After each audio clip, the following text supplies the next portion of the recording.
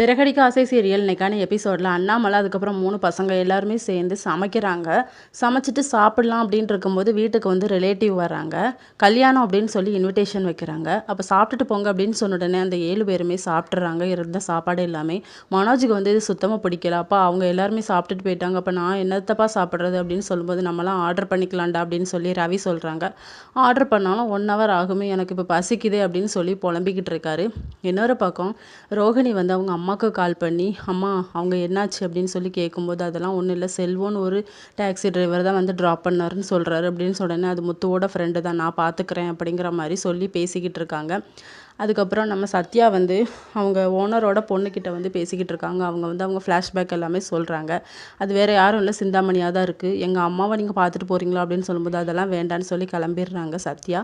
அதுக்கப்புறம் சிந்தாமணி வந்து அவங்க பொண்ணுக்கிட்ட பேசிகிட்டு இருக்காங்க. இதோட இன்னைக்கான எபிசோட் முடியுது.